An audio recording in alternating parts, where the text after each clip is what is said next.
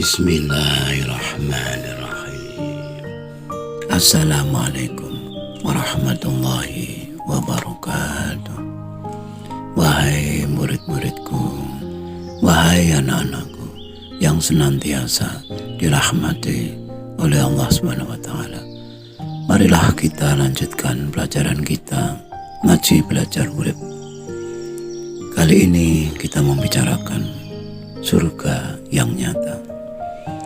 Al-Quran surat Luqman ayat 8 dan 9 menyatakan, yang artinya sesungguhnya orang-orang yang beriman dan mengerjakan amal-amal soleh, bagi mereka surga-surga yang penuh kenikmatan, kekal mereka di dalamnya sebagai janji Allah yang benar.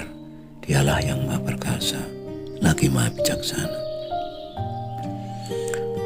Percayakah kita dengan janji Tuhan kita? Bila tidak percaya, untuk apa kita bertuhan? Bila kita percaya, mana buktinya? Surga yang dijanjikan oleh Allah, oleh Tuhan kita itu, asalkan kita beriman dan beramal saleh. Benarkah surga itu harus kita tunggu nanti setelah hari kiamat? Sedangkan sampai sekarang ribuan tahun telah berlalu, kiamat belum juga datang. Dan bagaimana jika seandainya nanti ternyata kita tidak masuk surga? Kita yang salah atau Tuhan yang tidak menepati janji? Dan seandainya bila kita masuk neraka, bisakah kita memprotesnya? Pertanyaan-pertanyaan seperti ini bisa saja muncul bila kita menggunakan penalaran kita, bila kita menggunakan pikiran-pikiran kita. Bukankah pikiran-pikiran kita tidak bisa kita batasi? Dia akan merambah kemana-mana, apalagi bila telah masuk ke ranah khayalan. Bila kita seorang muslim yang 100% iman pada Al-Quran, firman Tuhan, pastilah benar. Namun terkadang kita tidak mampu memahami apa maksud Tuhan yang ada di dalam Al-Quran. Sehingga pada perkembangan zaman muncullah para mufassirin, orang-orang yang menafsirkan Al-Quran, yang berusaha memahami Al-Quran, menafsirkan Al-Quran, tentu saja sebatas yang mereka mampu. Dan tentu saja tafsir itu bukanlah ilmu pasti, sehingga bisa kurang atau bisa lebih.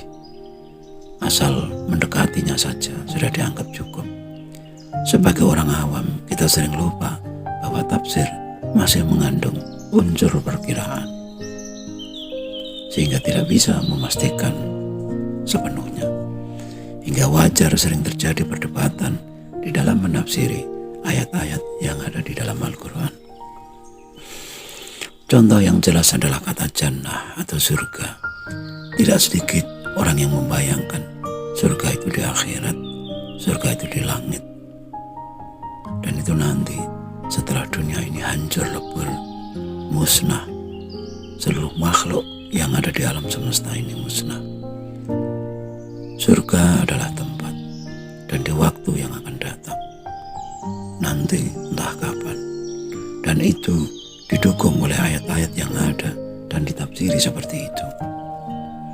Sementara ada sebagian dari kita yang mengatakan bahwa surga adalah keadaan, bukan tempat, bukan waktu yang akan datang.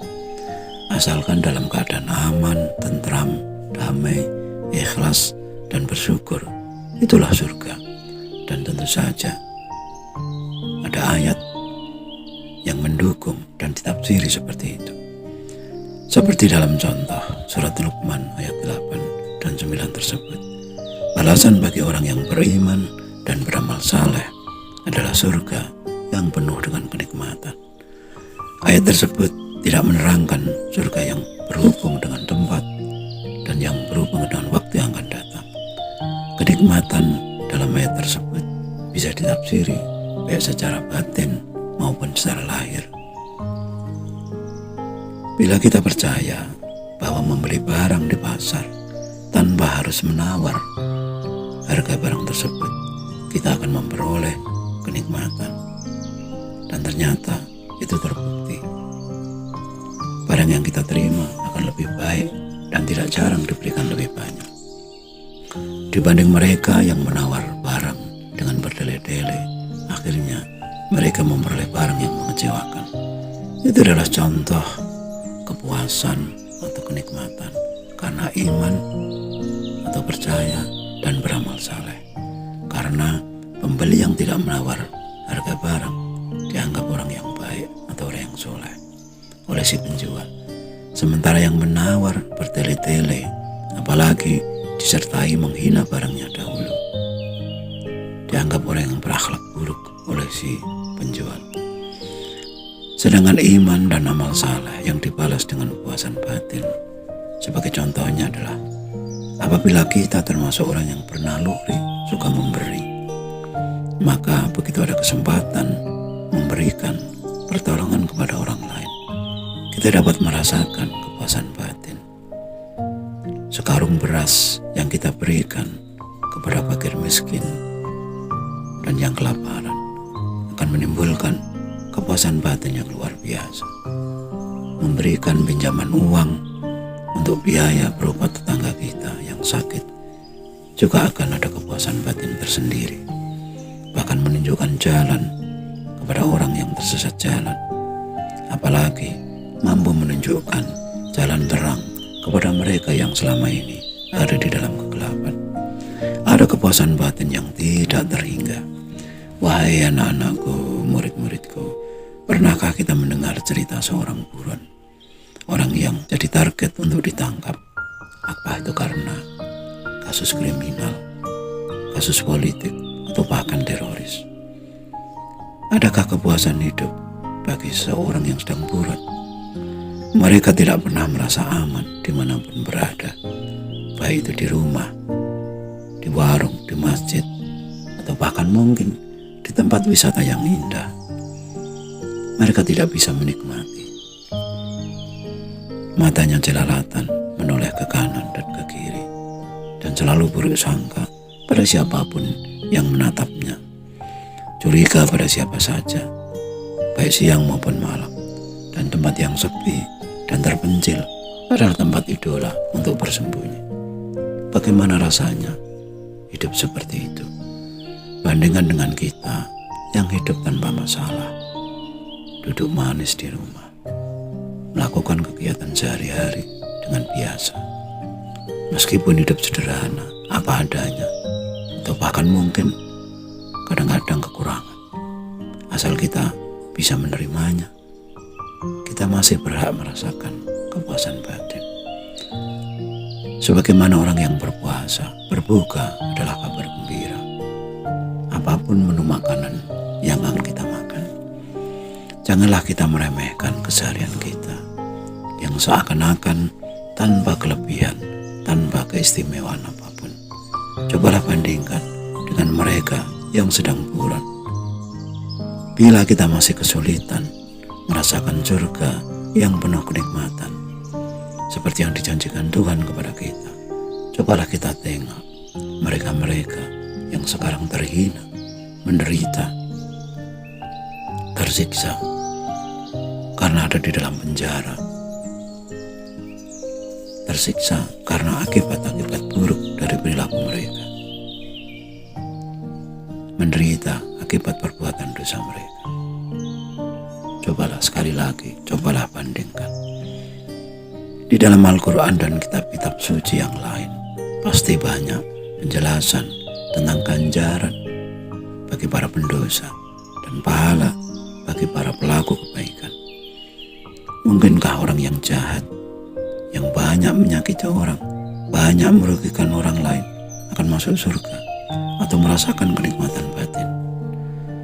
Bukankah kebahagiaan itu hanya milik mereka yang baik hati, yang tetap rendah hati meskipun dipuji, dihina, disakiti, tetap beriman dan beramal saleh meskipun tanpa pamrih apapun? Bukankah orang yang baik itu adalah mereka yang memberi mereka yang memanfaati dan bukan yang memanfaatkan orang lain.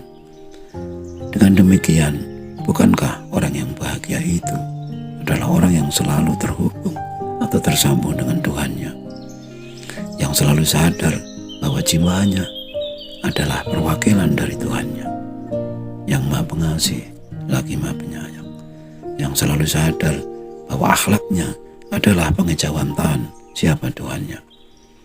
Manusia adalah saksi Tuhannya, manusia adalah utusan Tuhannya yang menyandang gelar khalifah di muka bumi, yang selalu sadar bahwa hidup adalah amanah dari Yang Maha Hidup.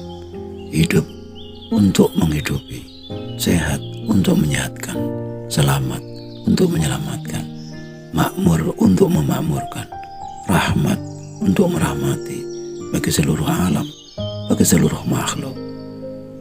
Yang selalu sadar bahwa kepuasan batin itu manakala mampu memberi, bukan meminta. Kepuasan batin itu adalah milik mereka yang menghormati, yang memuliakan, dan bukan yang meremehkan, bukan yang merendahkan. Bila telah demikian, masihkah kita berharap surga sebagaimana khayalan kita selama ini? Bukankah gambaran-gambaran surga yang diterangkan di dalam kitab-kitab suci memiliki makna kias dan hanya diperuntukkan bagi mereka yang telah betul-betul dewasa dan memahami apa itu makna kias, sebagaimana orang yang mampu menafsirkan mimpi? Bukankah kepuasan batin itu nyata? Bukankah penderitaan batin juga nyata? Wahai anak-anakku, murid-muridku, temukanlah surga yang nyata, bukan khayalan. Yakinilah bahwa hanya yang beriman dan beramal saleh yang mampu menghargai hidup dan kehidupan siapapun atau dimanapun, yang mengerti bahwa hidup itu adalah rahmat dan rahmat itu adalah nikmat dari Yang Maha Pemberi Nikmat. Sekian dulu wejangan-wejangan yang mohon maaf atas segala kekurangan dan semoga selalu bermanfaat. Marilah kita berdoa bersama. Ya Allah, mudahkanlah jalan pengabdian kami kepadamu. Amin. Ya Rabbal Alamin. Wassalamualaikum warahmatullahi wabarakatuh.